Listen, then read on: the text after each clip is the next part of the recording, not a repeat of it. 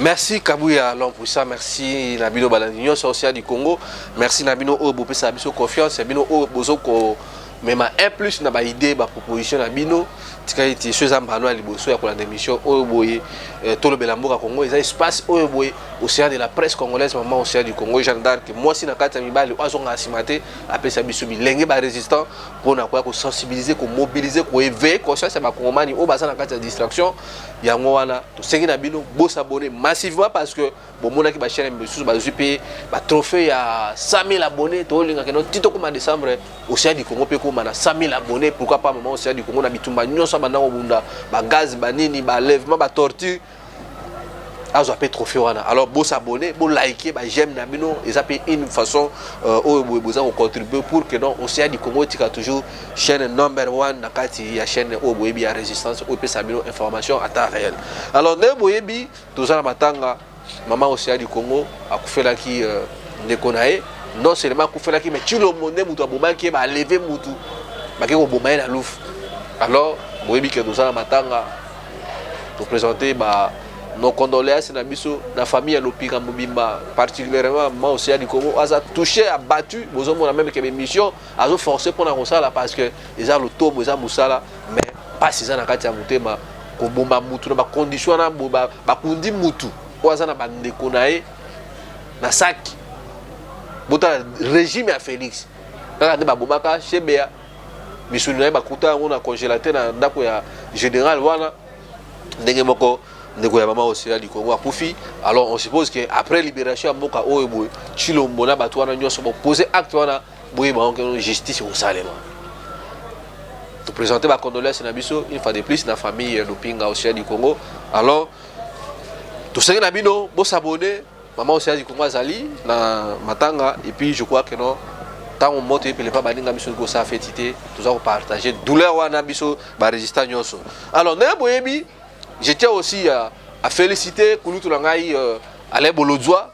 au Boyebi Yazako Bunda pour que notre qu'il y ait un soulèvement populaire. Article 63, 65, article 63, 64, article 5. Il y a constitution à Mbokanabiso. Mitumba Kouloutou Alain Bolodzoa Bunda Babutu Moy. Boyo Kiono Alain Bolodzoa Bapesi Mutuka et pas ya maman Olive Lembe. Ils ont le kuta parce que chaîne au Boy, ceux qui m'ont bungi, ça le kuta, Tokoya pour nous dénoncer. Parce que Kouloutou Alain Bolodzoa a travaillé qui n'a Kabila certes, mais à tel que n'engé Kabila banaye comme maman qu'on a vision d'idéologie nae, alors non, on continue à travailler pour mener à Moutou. Il faut créer qui bolodzoanisme nangai ne bomonaka Kouloutou Alain Bolodzoa à se retirer le lot au bout, bino ba congolais bo pesa y confiance na vité marabino. Et puis besoin accompagner, non seulement besoin accompagner, biso pe balé qui nae. Vous avez accompagné biso na ba conseil na ba orientation ndenge pe Kouloutou Alain Bolodzoa ale magate ko benga biso tout moment premier fois mu ndabitu ma mboka parce que ceux qui to bundite eza mboka na biso bato biso ba abona wote mais pona mutu ka wana maman Olive le matiko pesa Alain Bolodzoa mutu ka tepo tango asaki même na bango batika même tango pesa ta réel à veloté. Alors comment est possible bato ba koloba non un Bolodzoa ba pesa mutu ke pas maman Olive Lembe bato ba pesa Kouloutou Alain Bolodzoa mutu ka eza ba diaspora babino lokola chilomba komi kolukisa Alain Bolodzoa akanga ya bomaye ou betinda basodo ba bomaye to longola na molimo makolo nde bomona mukolo wana tango chilomba koyaka na prestation ya serment na ya moyibi mutu mo bazalaka na banako kosalesi na kwala takela mama wa muindu to Félix akoya ba mema Félix kuna ba komelisi ba vera makila ba kongomani donc mukolo mbo ekotaki na libabe ya wana. Alors mutu kana bomoni eza mutu ka ba diaspora tant ba diaspora botala ba congolais tout baza na libanda o ba lingaka Kouloutou Alain Bolodzoa o bino pe bo soutenir biso na ba marche o bo sunga biso na moi transport moi mai pour que notre bunda bitu bande ba kangisaki moi nzonzingi na bango ba lobite Bolodzoa zoa moi mutuka oyo boye o mi bombaka en attendant peut-être makambo susu tant ko libérer mboka ekoya. Donc vérité yango wana botika koloba makambu oyo ya Bolodzoa azumutuka nenga na ibi Kouloutou Alain Bolodzoa akoki jamais koza mutu ka uti na bato akinga kati nena bi Kouloutou Alain Bolodzoa c'est un homme intègre. Alors merci na bino ba diaspora na geste o bosali pour na président Alain Bolodzoa na geste o bosala pe pa na biso parce que le bolobi Kouloutou Alain Bolodzoa baba na kobomba ata mama mutu ka pona ma sécurité na ye lobi pe kozala nga bokoso menga peta moi pusu ata moi vélo ata moi tukutuku po ete bisika oh tozotambola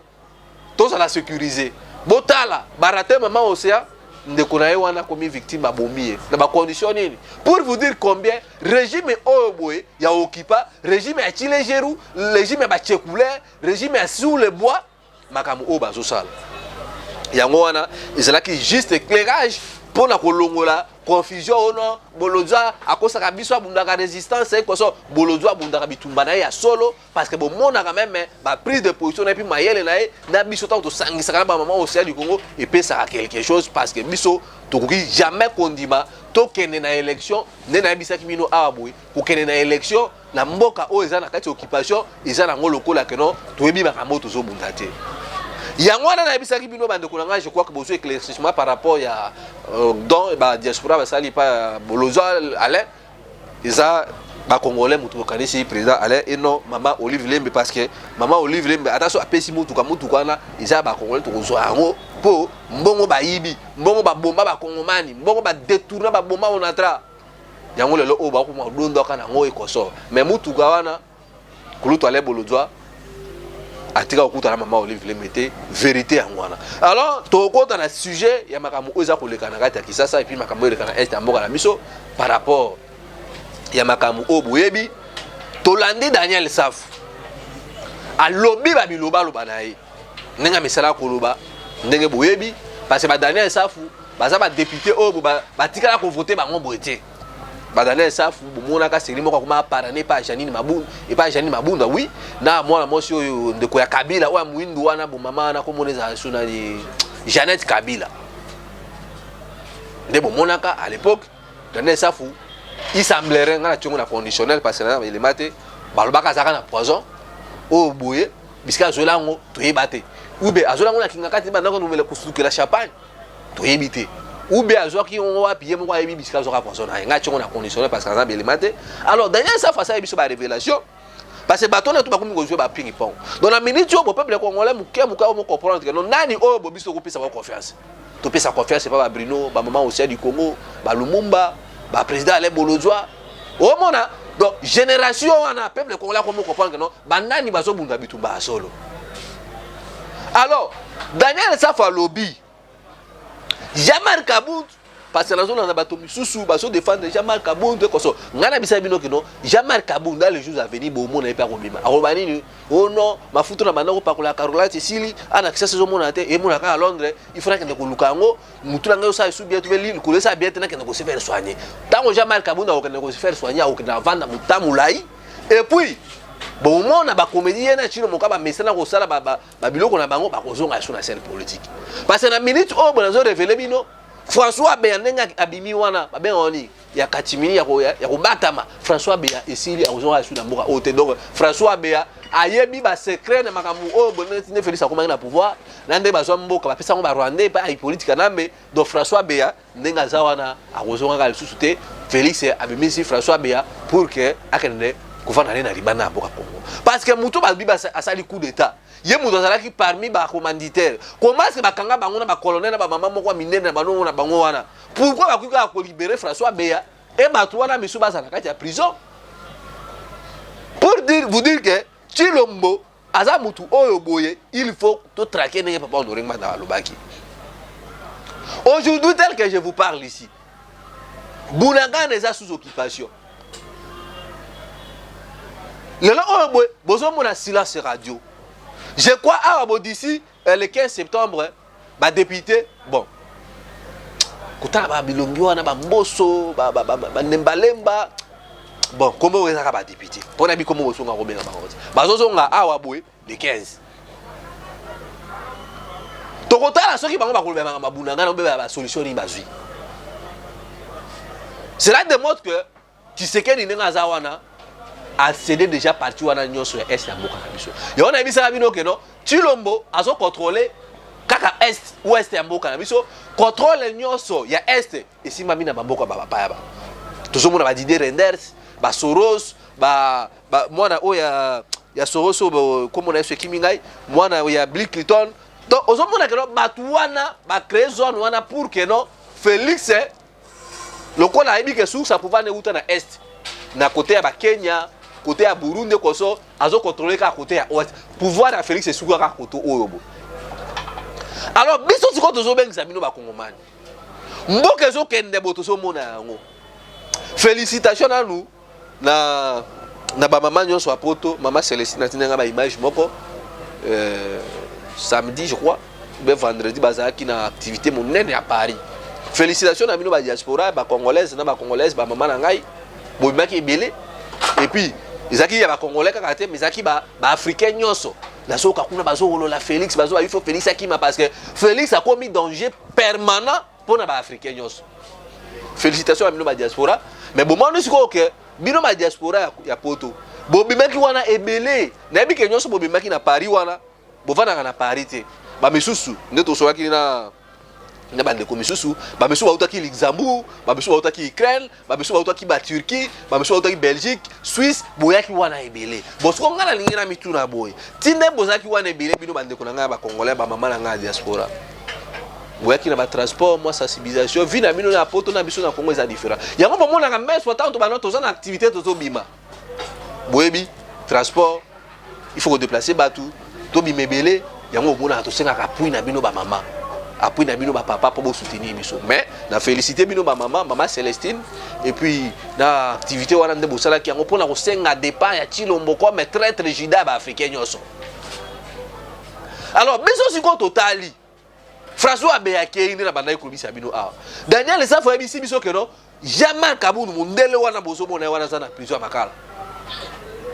Azana compte déjà 400 millions de dollars américains seulement l'espace où ça qui a 2 ans donc de 2019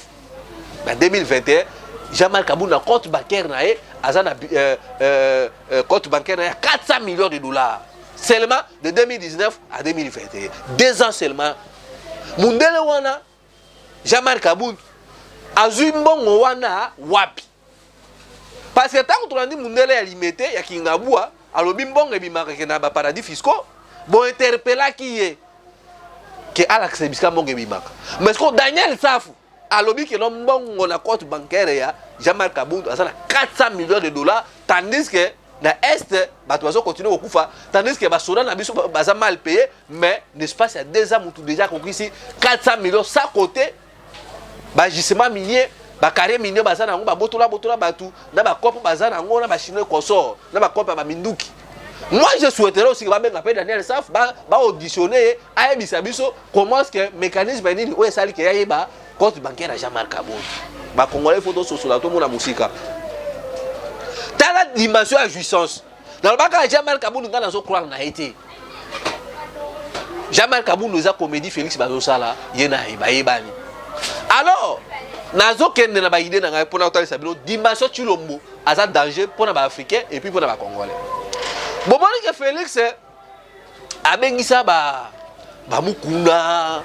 ba pasteur wana mosuku mona isunai donc ba cherka ba pasteur wana mori ba ngo wono toye totika mboka na maboko azambi na marti oh natala boy ba pasteur ba bengi ba mukuna pasteur ba cherka ima ya moto na plusieurs makala wa matete wana bo na veni mongo comment les asunai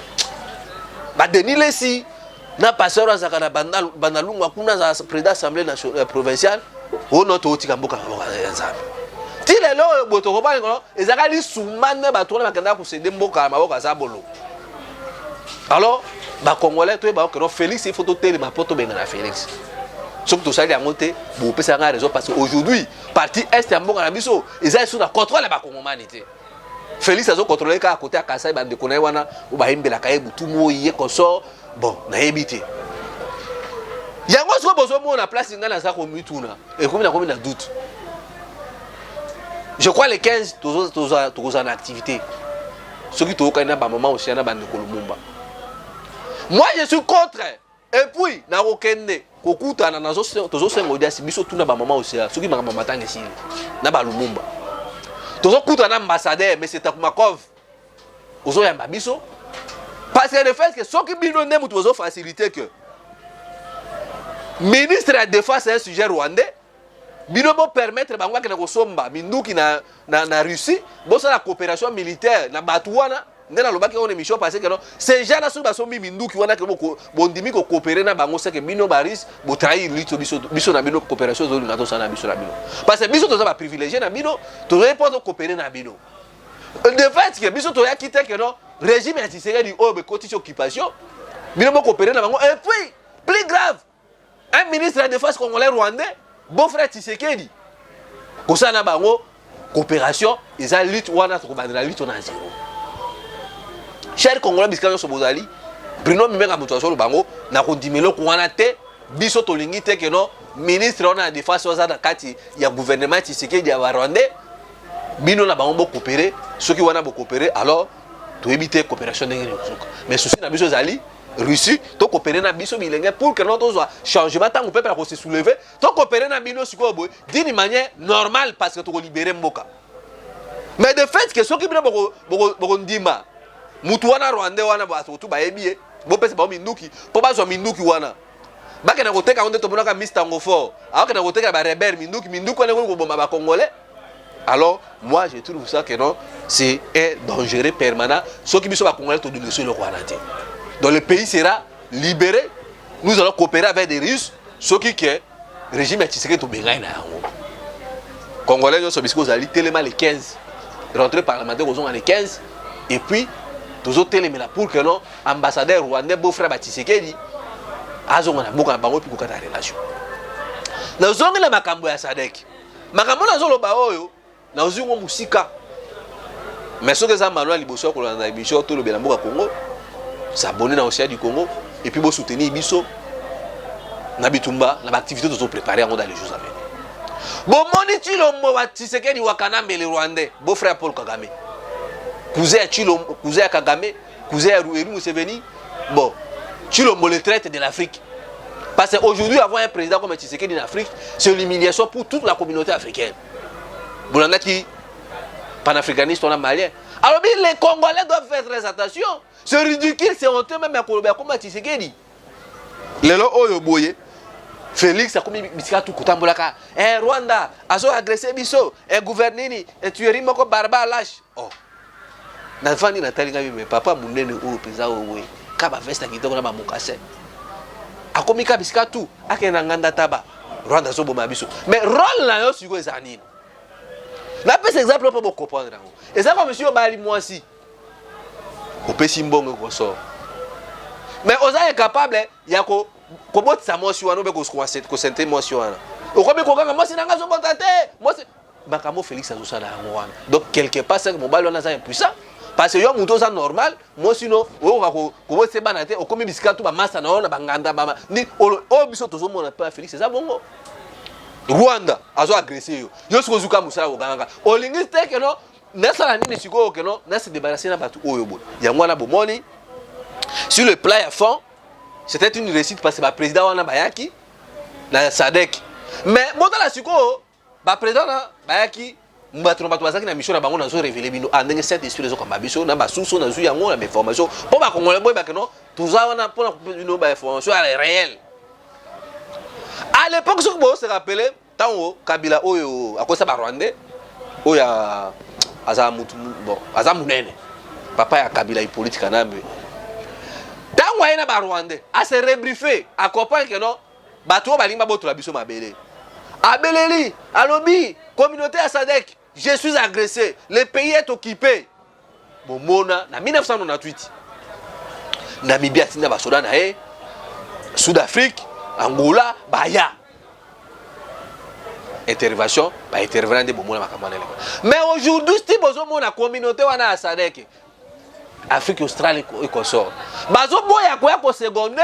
Tshilombo wa Kanambe le Rwandais le traite de l'Afrique avec cause parce que dans Sadek le Congo est le seul pays où qui est makambo et c'est parce que Félix ne comprend absolument rien, il ne maîtrise rien. Et puis tant que Félix a signé d'accord côté Kamboka partir est pas Rwandais. Batouana nyo sa communauté à Sadek Félix qui n'a même pas combattu bango il est solo parce que ce qui total na kati ya communauté à Sadek wana au moins là que non l'Angola est le partenaire le plus privilégié. Il y a RDC dans 1998 premier pays qui a intervenu tant Moussa Belela c'était l'Angola. Ce qui peut voter pour moment là que non Félix c'est un président au bateau tout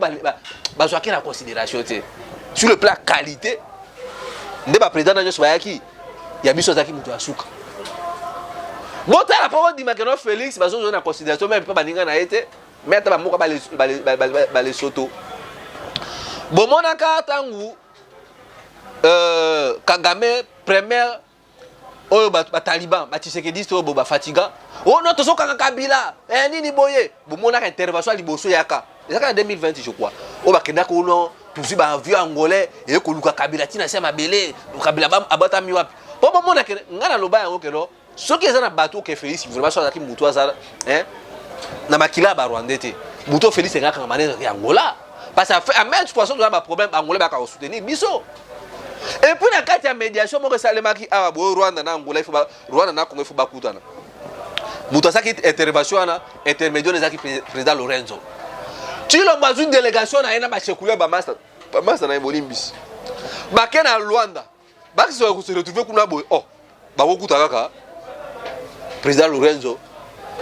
Paul Kagame atini délégation na ezaki déjà manque à considération oyo boye Paul Kagame alakisa ki vis-à-vis ya Chilombo Wakanambe Hippolyte beau-frère ba Rwandais bon on a problème ça ezali donc sur le plan politique Félix Aza devant Paul Kagame donc considération ezati kabu ya tika to expliquer ba tumagambo parce que ba comprendre yango bon moni deuxième rencontre ezaki na Kenya tango Tshisekedi Wakanambe beau-frère Barwandais à Kenya. Paul Kagame a saboté le sous pour la deuxième fois. Tshisekedi, le traître de l'Afrique, le traître des Congolais, a été ministre des Affaires étrangères rwandaises. Tshisekedi a dit, oh, Aokuta, ministre des Affaires étrangères. Le même jour, Félix a gagné une délégation, ministre Koso, ministre des Affaires étrangères, Koso. Félix a gagné un jour, Amos Bouyebi, a Zonaka Aoubuna Kisasa. Si on a Kambu, oh, nous sommes les Kanakata Sadek, le président wana. Ceux qui sont dans la présence de la président Tobayaki, sauf le président Angola a quitté. Nous avons tembe, bon vérifier. Bon, moi, le président Lorenzo a quitté. Donc, sur le plan diplomatique, politique, ça dit beaucoup. Donc, Félix, on ne le considère pas, on ne le respecte pas. Lorenzo a été ministre de la pêche et l'agriculture pour ne pas qu'on représente. Et puis, quand il y a une résolution, bon, moi, ça date que Tindre Félix a gagné à lobby wala lobby makamunae bataille ko se prononcer parce que ba yebi que Félix a saki ba accord na d'une manière informelle yango moyen ba kota exact et puis na sadek ko wana bato baza plus puissant sur le plan économique politique même Angola la première position et puis Sud-Afrique mais de fait que bato na ba boy ko c'est qu'il y a un danger qui se prépare président sud-africain soki ayaki ezaki na ba cause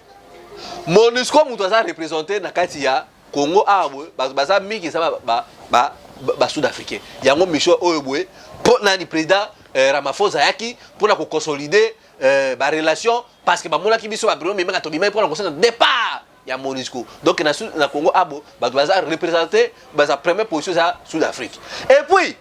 ce que ba mona ki présidente ya Tanzanie Maman wana soki wana boyaki yaki pour na ko consolider parce que basoda o babomaka policier na biso na frontière koto ya Bunagana kuna izaka basoda Tanzania ndé maman na bato na bayaki soki ezaki pour na ngote bato na bayaki makambo na lobi oyo boye ba combattre ba oluba ngote même Félix a koluba ngote pour bayebi ke makambo za vrai bon vérifier yango. Alors chers Congolais, nous devons nous réveiller parce que aliro makambo zo kene oyo boye ba président na yo Sadek ba boy koloba parce que ba comprendre que Félix de il ne respecte pas ses paroles azu ba on a considération te makambo ba comment ba trouver qu'on a sérieuxité vraiment exalté parce que mon Félix à lui il n'est pas clair na makambo zo sala alors ce que ba kutuwana ba kuya ko intervenir na mécanisme nini ya ngo ce que monaki ba président on a tout ne ba yaki wana Félix a bimisi ba millions de dollars américains ba lambi biloko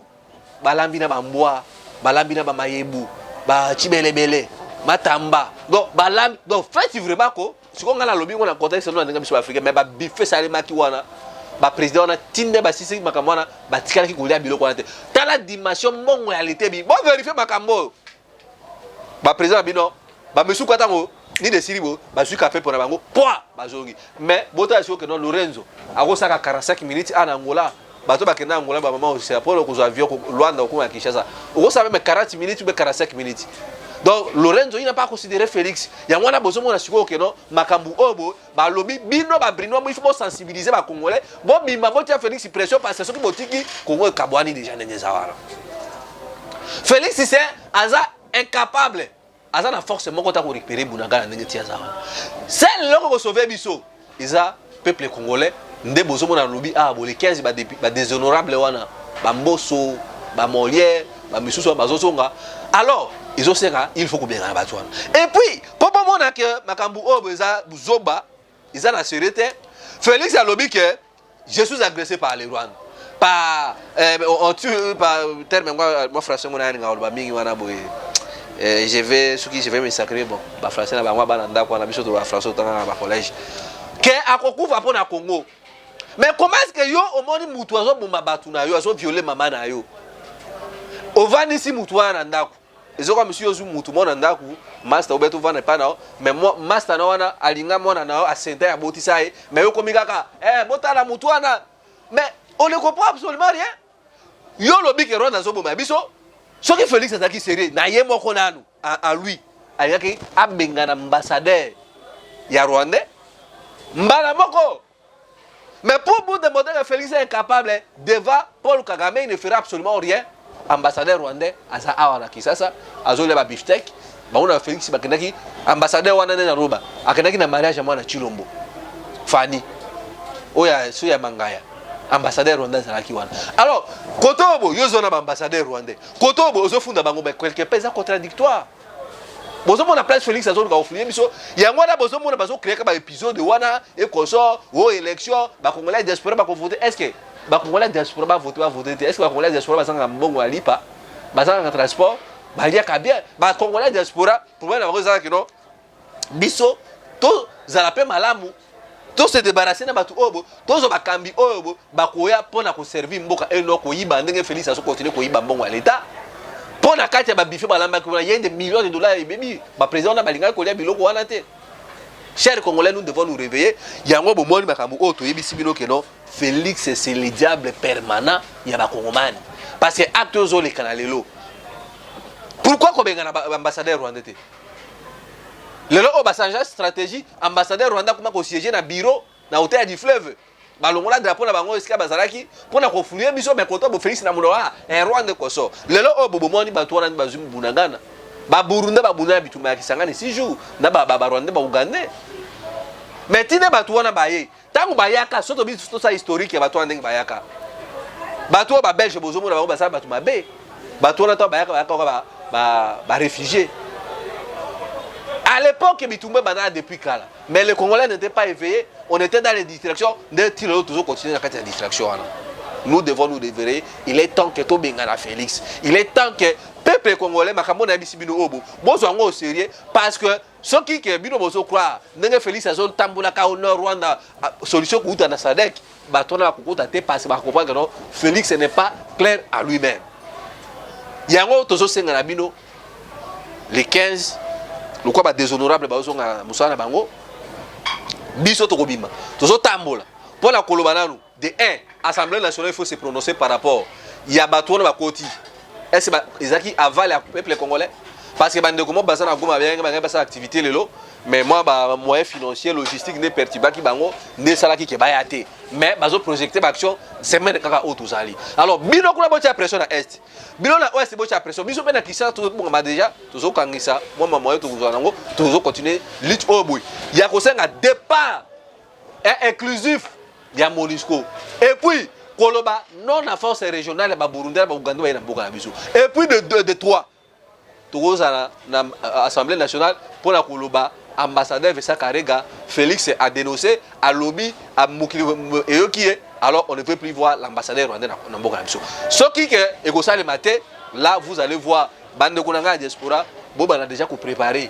moi mbongo mapa ya yati pour là l'Assemblée nationale wana là nous allons faire ça dès bo pesa biso ba conseil bo bima sima ba leader politique peuple comment déjà comprendre le lota on a zobima ba ko ba bino de ko Bruno félicitations musalo bozo sala isa musala ya facilité ngena bisaki bino kaka chivundu nde muto kosala keno ko ngeza libéré ça chivundu rien on va préparer l'élection bokende élection Chilombo traite la nation na Dedika Dima ndeko na ya IDPS na Richard Hip ils ont encore beaucoup de facilité pour ça tricherie. Alors biso to permettre le quoi ko sale matin yango déjà to beng ici na bino ba diaspora parce que makambo obwe to komi na village ozo senga vraiment que tu vundi fait ça pour que non ba kongomani balamuka yango to beng ici bino bo s'abonner bo soutenir biso numéro ezali wana bo benga biso uza na $1 $2 $5 $10 selon possibilité na ce que pour obtenir $1000 ce pour obtenir combien pour l'activité to bandi obu parce que autre chose qu'un obu mois de septembre déjà on toujours banda tout cas 3 mois pour to 2023 donc 2023 et si la paix a bossé révolution salema moi je ne crois pas donc ba maman na diaspora ba maman à moto mojali ba maman bo soutenir maman océan ba maman tout ya diaspora congolaise bo soutenir biso ba j'aime ne bo pesi confiance na président ale bolodwa autre zana ba moto travail à connivence bo soutenir biso to boite kono otina $100 to lobi kesi na biso to fungoli ngo pona moto tout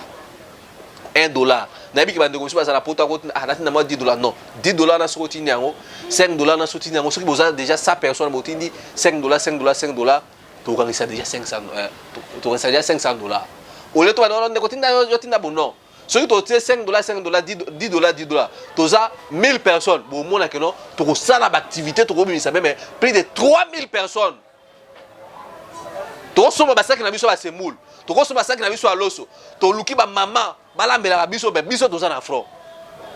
to longola na no mo complet na ko tinda ba brino $10 o beza muke non $10 na lo biso to za 1000 personnes to kanga mbongo et puis to ko sala activité ça merci une semaine 5 jours 4 jours bon mona que solution ko mona donc so to sala activité ka journée moko to zongi parce que eloko apobli zaté mais so to bi que no fondation du ciel du Congo azaka na ba mama bino ba mama bo bandola mbela biso ka fufu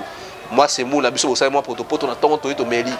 ba misu ba renforcer c'est comme ça ndenge soulèvement salema alors kabuya bayenga déjà na sima lelo na soki awa boye bobenga biso na plus 243 81 73 11 702 plus 243 81 73 11 702 wala ndebo ko benga biso et puis appui na bino aide na bino et vous allez bienvenue tous na matanga ndeko maman aussi à la régime ya moyibi ya Chilombo traître de la nation babomaki et toujours continuer toujours pour vendre na matanga je crois semaine au boye to pesa bino programme ya maman aussi mako pesa bino ba programme on est ensemble na bino soki nzamba lingi tukutani na bino na mikolo ezali kuya matondo ingita mais ambassadeur russe biso to li coopération na te na régime ya Tshisekedi po pesa minduki na Rwanda wana kando pesa bande kone po babo mabakongole à très bientôt matondo.